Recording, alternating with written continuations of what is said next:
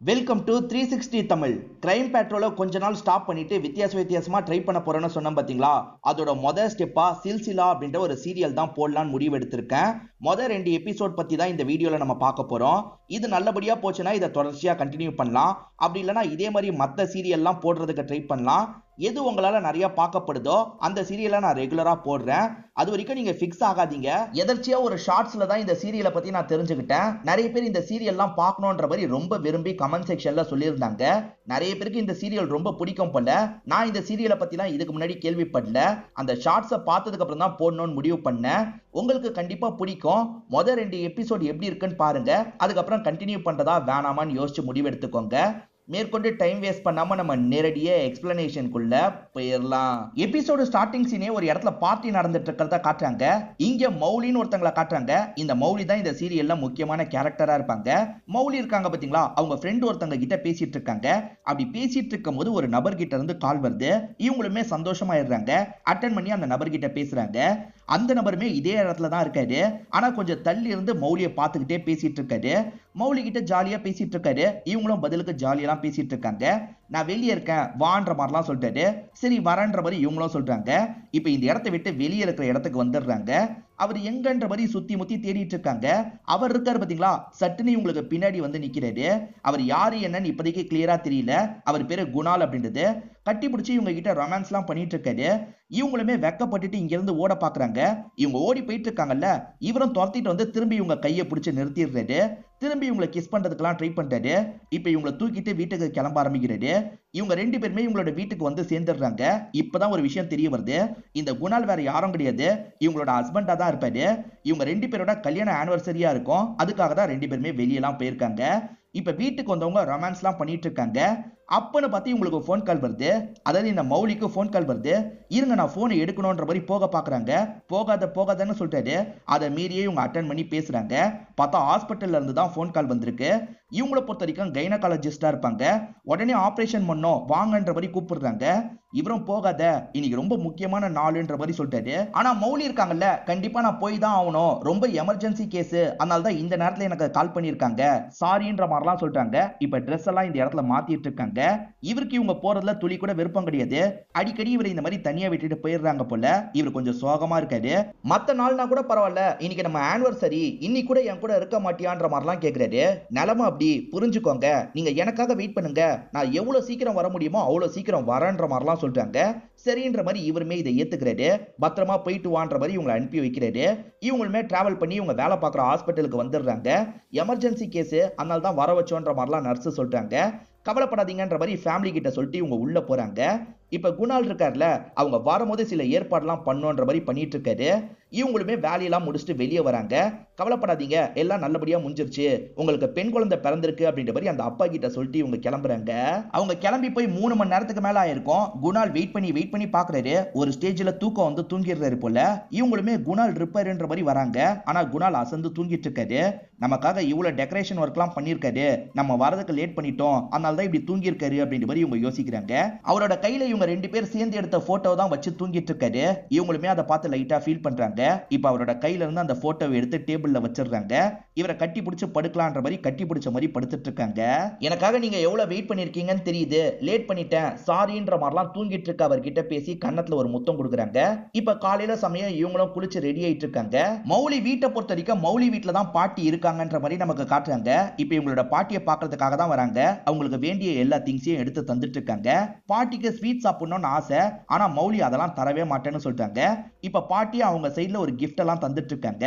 இந்த வீட்டுல ஒரு வேலைக்காரியும் இருக்கிற மாதிரி நமக்கு காட்டுறாங்க. இப்ப மௌலி ஹஸ்பண்ட பாக்குறதுக்காக வந்துடுறாங்க. ஹஸ்பண்ட் இவங்களை கண்டுக்கவே மாட்டாரு. கோவமா இருக்காரு போல. கண்டுக்காத மாதிரி ரெடி ஆயிட்டு இருக்காரு. என் மேல கோவமான்னு கேக்குறாங்க. அதுக்கு கூட இவர் பதிலே சொல்ல மாட்டாரு. இப்ப மௌலி இருக்காங்கல்ல, பெட்ல படுத்து இவர்கிட்ட ஃப்ளர்ட் பண்ற மாதிரி பேசுறாங்க. ரொமான்டிக்கா பக்கத்துல கூப்பிடுறாங்க. இவருமே பக்கத்துல வராரு.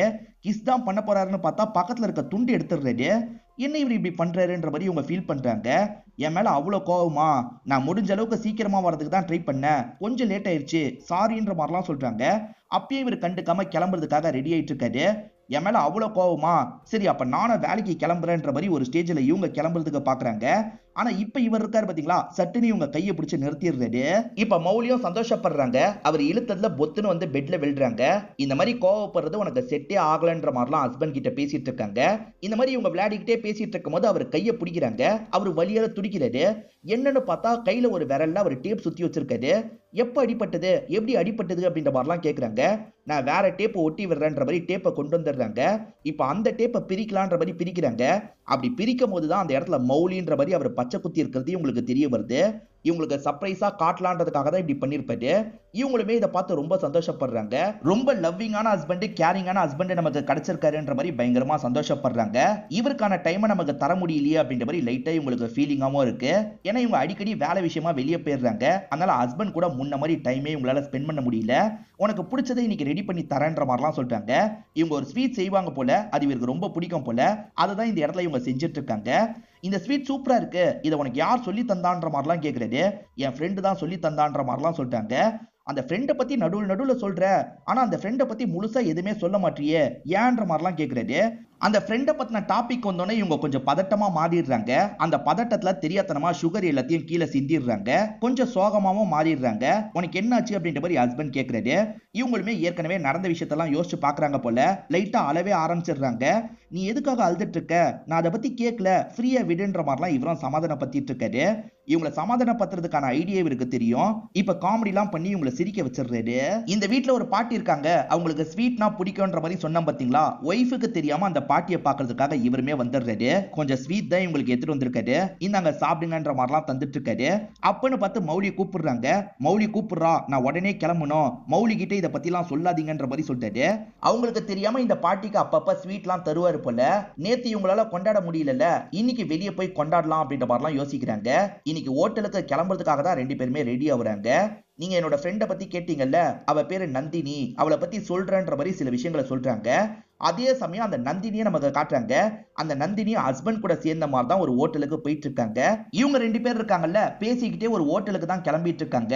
போற வழிலாம் நந்தினி எப்படி இருப்பான்ற மாதிரி ஒவ்வொரு விஷயமா இவங்க சொல்லிக்கிட்டே போயிட்டு இருக்காங்க. நந்தினி ஒரு ஹோட்டலுக்கு போன மாதிரி காமிச்சாங்கல்ல, ஏறக்குறைய அதே ஹோட்டலுக்கு தான் இவங்க ரெண்டு பேருமே சேர்ந்த மாதிரி வந்திருக்காங்க. இந்த நந்தினி ரோல் பண்ணிருக்காங்கல்ல, இவங்க அந்த ஊர் சீரியல் இண்டஸ்ட்ரியில கொஞ்சம் பெரிய ஆள் போல.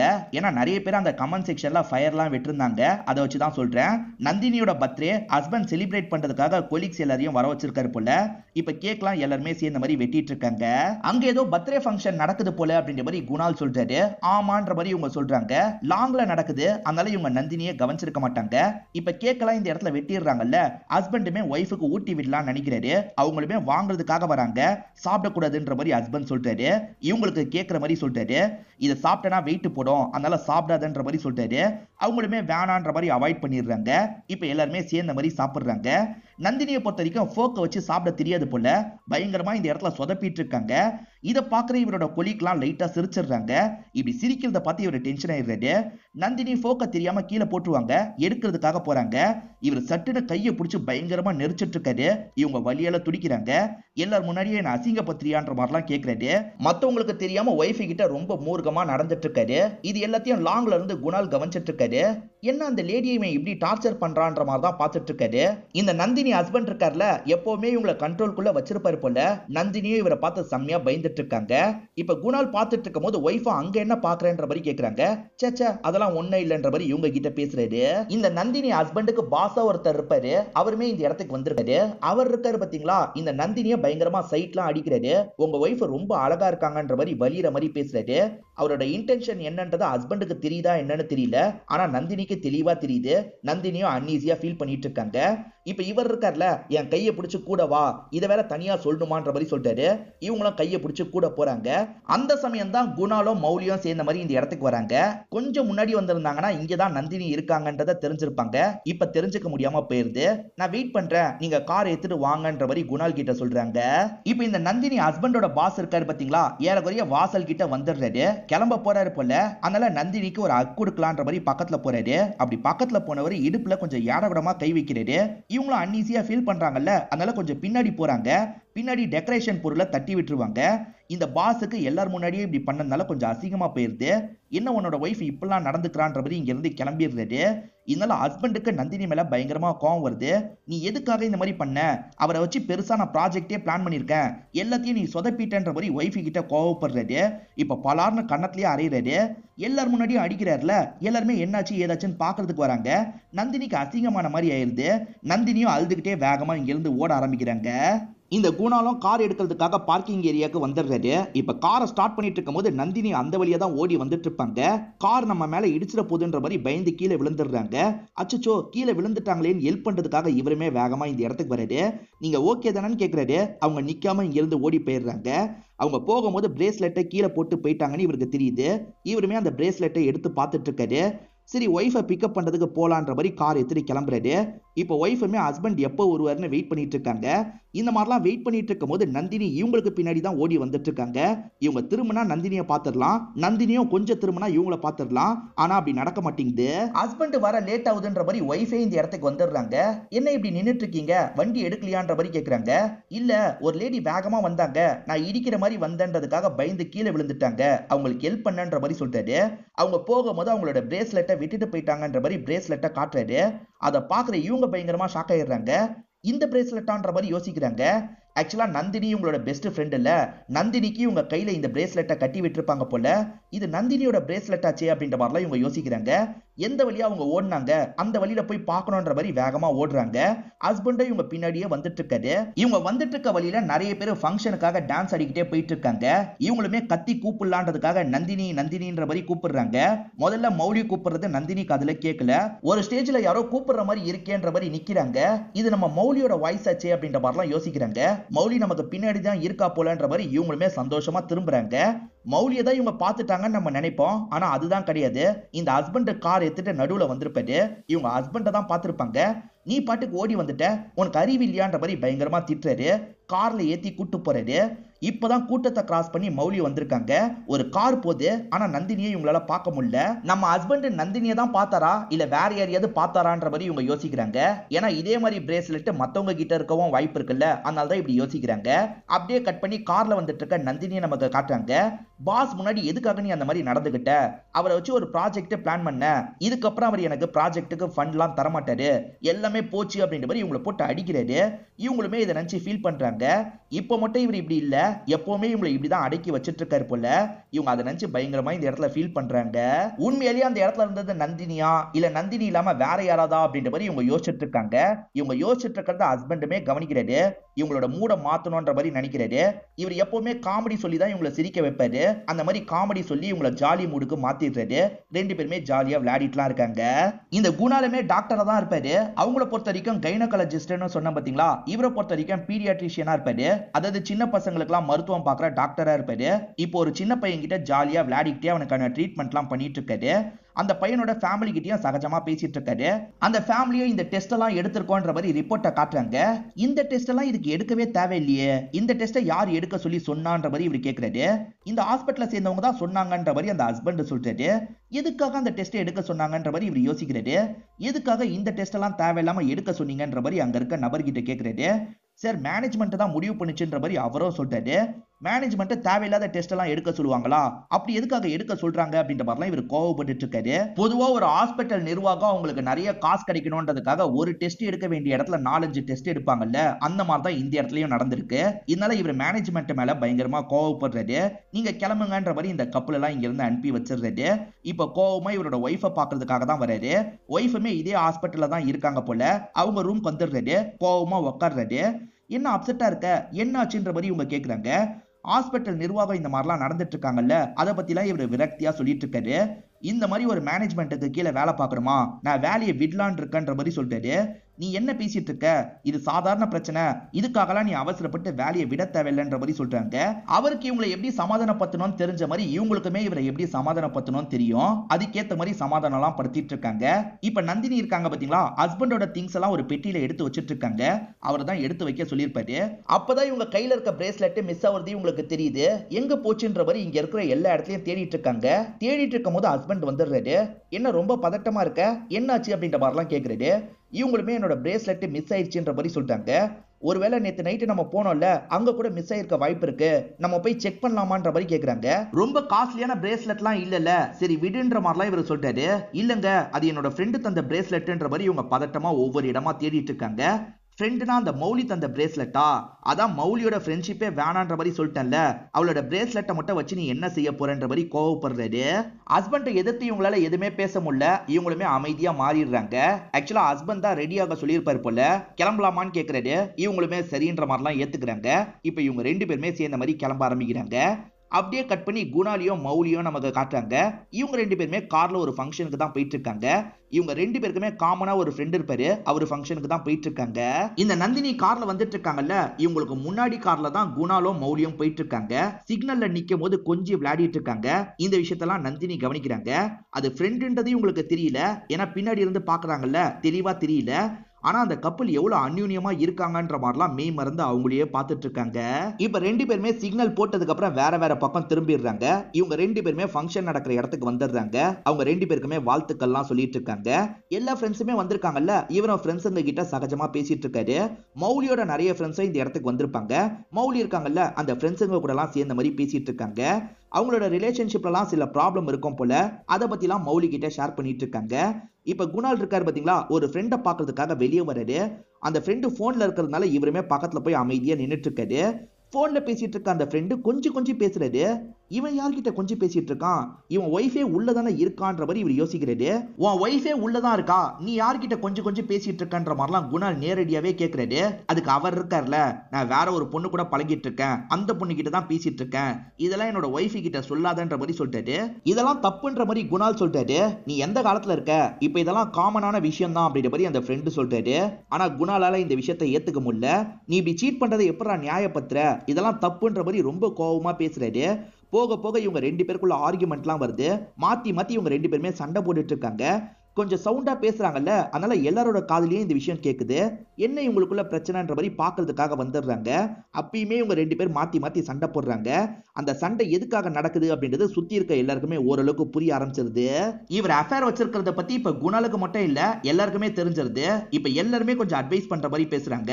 குறிப்பா மௌலி அட்வைஸ் பண்ற மாதிரிலாம் பேசுறாங்க. ஆனா இந்த ஃப்ரெண்டு இவங்களை கிண்டல் பண்றாரு. இப்ப வரைக்கும் உன்னோட புருஷன் ஒழுங்கா இருக்கான், ஆனா உன்னோட புருஷன் கூட நீ போதுமான டைமை ஸ்பெண்ட் பண்றதே இல்ல, எப்ப பாரு ஹாஸ்பிட்டல் வேலைன்ற மாதிரி தான் சுத்திட்டு இருக்க. இன்னைக்கு நான் பண்ண விஷயத்த உன்னோட புருஷனும் என்னைக்காவது ஒரு நாள் பண்ணுவான், நீ அப்ப என்ன பண்ணுவன்ற மாதிரிலாம் கேக்குறாரு.